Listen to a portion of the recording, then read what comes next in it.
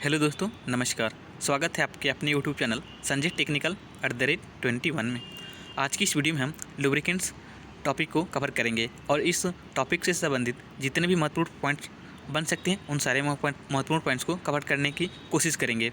यह जो है आपकी डिटेल्स वीडियो होने वाली है, तो यह वीडियो आप लोगों के लिए काफ़ी हेल्पफुल होगी। और इसके साथ ही इस वीडियो में जितने भी फैक्ट और पॉइंट्स शामिल किए गए हैं वो सभी आपके नियमित के बुक से तैयार किए गए हैं, तो ये वीडियो आप लोगों के लिए और भी महत्वपूर्ण हो जाती है।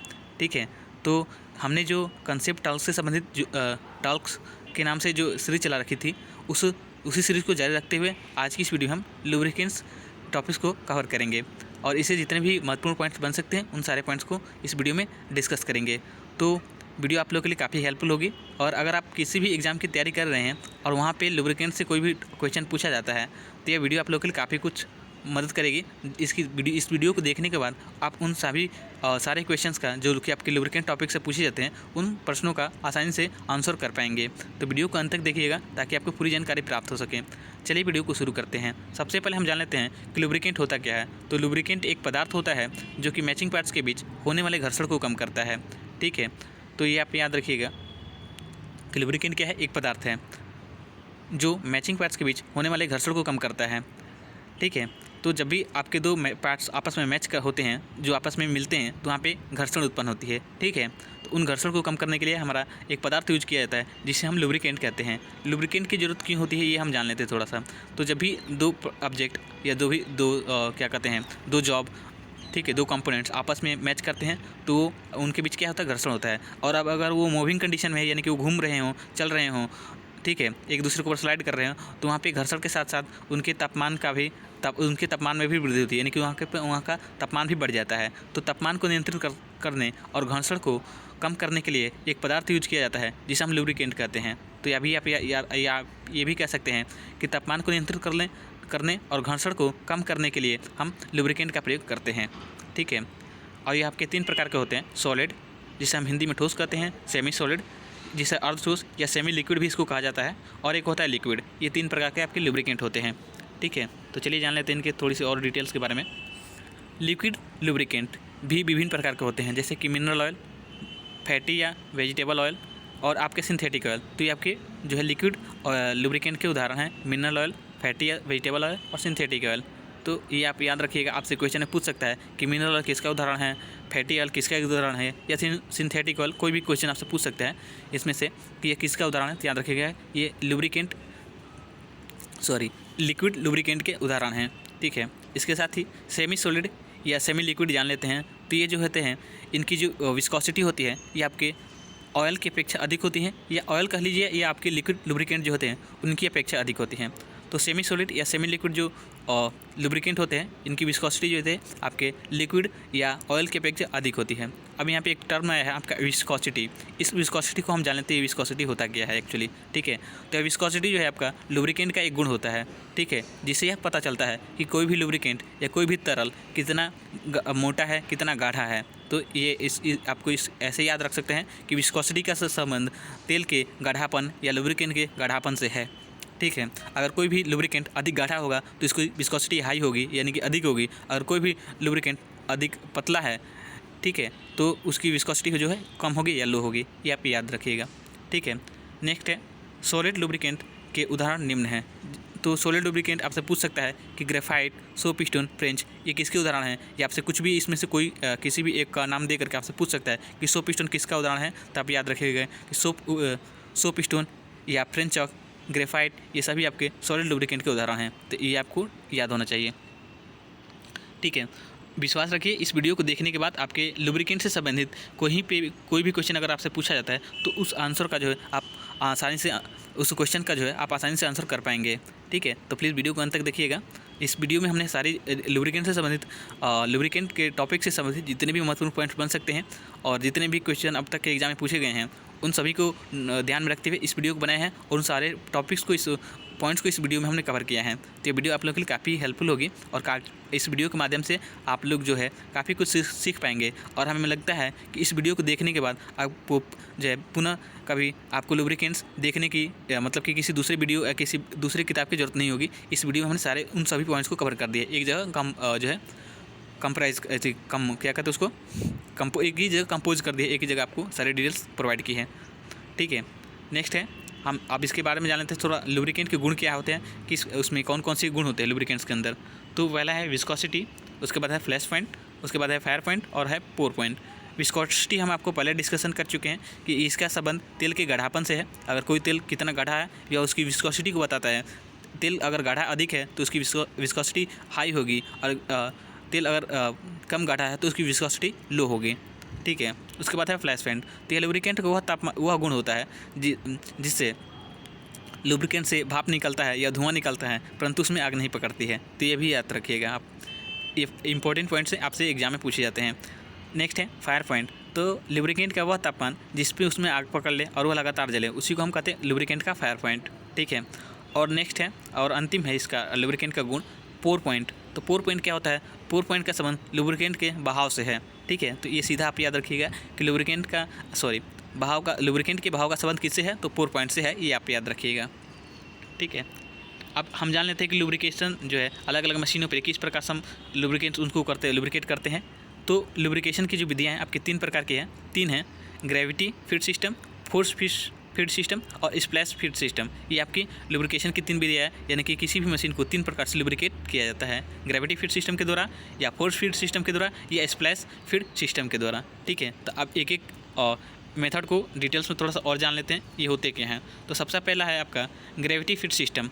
ठीक है, तो ग्रेविटी फीड सिस्टम का प्रयोग ऑयल होल्स, ऑयल कप्स, ठीक है, तथा वीक फीड लुब्रिकेटर में होता है। तो कई सारे आपके एग्जाम में आपसे एक ही क्वेश्चन पूछा जाता है, जो कि है वीक फीड लुब्रिकेटर का। यह पूछता है कि वीक फीड लुब्रिकेटर किसका उदाहरण है। तो याद रखिएगा कि आज के बाद से आप भूलिएगा नहीं कि wick feed lubricator oil cups या ऑयल होल्स, ठीक है, या विंकली ऑयलर हो गया, या स्लाइड फीड लुब्रिकेटर होता है। ये सभी जो है आपके ग्रेविटी फीड के उदाहरण हैं। तो अभी अगर किसी एग्जाम में वीक फीड लुब्रिकेटर का पूछ रहा है, तो किसी में विंकली ऑयलर, किसी में ऑयल होल्स या किसी में ऑयल कप्स से भी आपसे पूछ सकता है। तो क्वेश्चन आपको घुमा के पूछ सकता है। बाकी अगर टॉपिक सेम रहेगा तो क्वेश्चन घुमा सकता है। बाकी आपको पूरी डिटेल्स इसी वजह से जो हम जो है इस वीडियो में आपको प्रोवाइड कर रहे हैं कि आपके कहीं से भी क्वेश्चन पूछे तो आप उसको मिस ना कर पाएँ। ठीक है, और उनका आप सही आंसर कर पाएंगे। ठीक है, तो याद रखिएगा ये सभी जो है आपके ग्रेविटी फीड लुब्रिकेशन के उदाहरण हैं। चलिए नेक्स्ट पॉइंट देखते हैं, नेक्स्ट क्वेश्चन क्या है। नेक्स्ट है आपका फोर्स फीड। ठीक है, तो फोर्स फीड जो है सामान्यतः प्रयोग में लाए जाने वाले ग्रीस लुब्रिकेटर और पंप फोर्स फीड के सिद्धांत पर कार्य करता है। तो यह भी आप याद रखिएगा, जो आपका फोर्स फीड जो है ये आपका ग्रीस लुब्रिकेटर, ठीक है, आपसे पूछ सकता है कि ग्रीस लुब्रिकेटर किसका उदाहरण है। तो फोर्स फीड का उदाहरण है, या पंप फोर्स फीड किसके उदाहरण है। तो ये आपके फोर्स फीड के उदाहरण हैं। इसके साथ ही hand pressure feed, stuffer, screw down greaser और ग्रीस गन, ऑयल कैन, ये सभी आपके फोर्स फीड के उदाहरण हैं। तो सबसे अधिक जो क्वेश्चन इससे पूछा जाता है फोर्स फीड से, वो पूछा जाता है ग्रीस गन। ठीक है, ग्रीस गन किसका उदाहरण है। तो फोर्स फीड के उदाहरण हैं। तो इसके साथ ही अब अगर आप याद रखिएगा कि oil can, hand pressure feed और स्टफर, स्क्रू डाउन ग्रीसर, ये सभी जो है आपके फोर्स फीड लुब्रिकेशन के उदाहरण हैं या उसके एग्जाम्पल हैं। ठीक है, नेक्स्ट है स्प्लैश मेथड। तो स्प्लैश मेथड क्या होता है। तो इसमें शाफ्ट से एक रिंग आयलर लगा रहता है, एक शाफ्ट होती है, उसमें एक क्या होता है, रिंग लगाता है। ठीक है, और वह तेल में डूबा रहता है। और क्या होती है, जो रिंग जो होती है वो आपका शाफ्ट जो है तेल में डूबा रहता है, और इसी वजह से वो शाफ्ट घूमती है, और के साथ साथ में क्या होता है आपका रिंग भी घूमता है। तो रिंग घूमता है तो वो क्या करता है, चारों तरफ तेल का छिड़काव करता है। इसे रिंग आयलिंग भी कहते हैं। तो आपसे कोई सारे एग्जाम में यही क्वेश्चन पूछा गया है कि स्प्लैश मेथड का उदाहरण क्या है। तो आप याद रखिए कि रिंग आयलर या रिंग आयलिंग हम इसको कहते हैं स्प्लैश मेथड को। ठीक है, चेन ऑयलर या वार्म गियर बाथ ऑयलर, ठीक है, ये स्प्लैश मेथड के उदाहरण हैं। ये आपसे पूछ सकता है रिंग ऑयलिंग भी किसका उदाहरण है। तो स्प्लैश मेथड का उदाहरण है, ये आप याद रखिएगा। यहाँ पे एक क्वेश्चन आपसे छूट गया, एक थोड़ा सा और डिटेल हम आपको बता देते हैं। फर्स्ट वाला जो क्वेश्चन है आपका, ग्रेविटी वाला था ना, पहला वो कहाँ गया। हाँ, ग्रेविटी फीड सिस्टम क्या होता है। तो ग्रेविटी फीड सिस्टम जो है तो आपके ऑयल कप्स होते हैं, नहीं कोई मशीन है, ठीक है, तो उसके ऊपर जो आपके लुब्रिकेंट्स डालना है, तो उसमें हम उसको लुब्रिकेंट को क्या करते हैं, लुब्रिकेंट्स का जो ऑयल कप्स है उसमें हम लुब्रिकेंट को क्या करते हैं, भर देते हैं। और उसमें भरने के बाद एक जो है नीचे कुछ आपका कार्टन्स या थ्रेड कुछ लगा देते हैं और उस थ्रेड या कार्टन के माध्यम से कप से जो तेल होता है या जो लुब्रिकेंट होता है धीरे धीरे मतलब एक एक ग्रेविटी, जैसे ग्रेविटी क्या होती है कि कोई भी चीज़, ग्रेविटी का मतलब क्या है कि कोई भी चीज़ नीचे की तरफ, ये क्या पृथ्वी में हमारी एक शक्ति होती है जिसकी मदद से वो क्या करती है, किसी भी चीज़ को नीचे की तरफ खींचती है, अपनी तरफ खींचती है, ठीक है। तो वैसे ही उसमें क्या होता है कि ऑयल कप में हम लुब्रिकेंट भर देते हैं तो और उसमें नीचे एक क्या करके होल करके और ऑयल कप में अब क्या करते हैं उसमें एक थ्रेड या कार्टन लगा देते हैं और जिस कार्टन या थ्रेड के माध्यम से मतलब कि बूंद बूंद करके उस पार्ट्स पे या उस मूविंग पार्ट्स मशीन के मूविंग पार्ट्स पे क्या होता है आपका लुब्रिकेंट जो है गिरता रहता है। उसी को हम कहते हैं ग्रेविटी फीड सिस्टम। यहाँ से आपको ज़्यादा समझ में आया गया होगा, ठीक है। अब चलिए थोड़ा सा आगे बढ़ते हैं। हम लुब्रिकेंट्स की मेथड के बारे में पढ़ चुके हैं। अब लुब्रिकेंट जो है लुब्रिकेशन करते किसे हैं और उनके लिए कौन कौन सी डिवाइस प्रयोग की जाती है उनके बारे में जानते हैं। लुब्रिकेटिंग डिवाइसेस, ठीक है। तो पहला होता है हैंड प्रेशर ग्रीस गन, ठीक है। तो ये आपकी लुब्रिकेटिंग डिवाइस है। इसमें आपके T handle, automatic and hydraulic, ठीक है, और लीवर टाइप, ये सभी आपके जो है लुब्रिकेटिंग डिवाइसेस हैं। आपके हैंड प्रेशर ग्रीस गन के जो अन्य प्रकार है, जैसे कि टी हैंडल हो गया, आपका हैंड प्रेशर ग्रीस गन हो गया, और उसके बाद ऑटोमेटिक या हाइड्रोलिक जो आपके हैंड प्रेशर ग्रीस गन हो गया, और लीवर टाइप, ये सभी आपके क्या है लुब्रिकेटिंग डिवाइसेस हैं, ठीक है। उसके बाद है पावर गन, ये भी आपका एक प्रकार का लुब्रिकेटिंग डिवाइस है। उसके बाद है सेंट्रलाइज प्रेशर, ठीक है। तो ये भी आपका क्या है लुब्रिकेटिंग डिवाइस है। इनकी मदद से हम जो है किसी भी मशीन या किसी भी पार्ट्स के ऊपर क्या करते हैं लुब्रिकेशन का कार्य करते हैं। नेक्स्ट है जो है मशीन को लुब्रिकेट करने के लिए चेन। तो जो विभिन्न प्रकार की जो मशीनें होती हैं उसके ऊपर कुछ स्पेशल सिंबल बने होते हैं, ठीक है।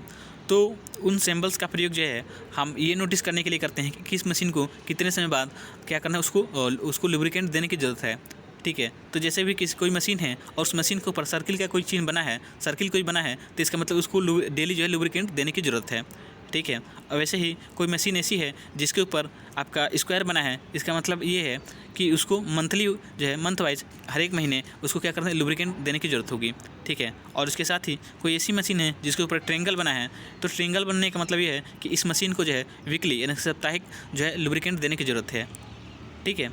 तो डेली, मंथली और वीकली ये 3 प्रकार है। और इसके साथ ही आपके एक हेक्सागोनल भी सिंबल दिया रहता है, तो उस सिंबल से पूछ सकता है कि इसका प्रयोग किस लिए करते हैं। तो हेक्सागोनल का जो होता है शेड्यूल किया जाता है, वो आप अपने ज़रूरत के हिसाब से कर सकते हैं।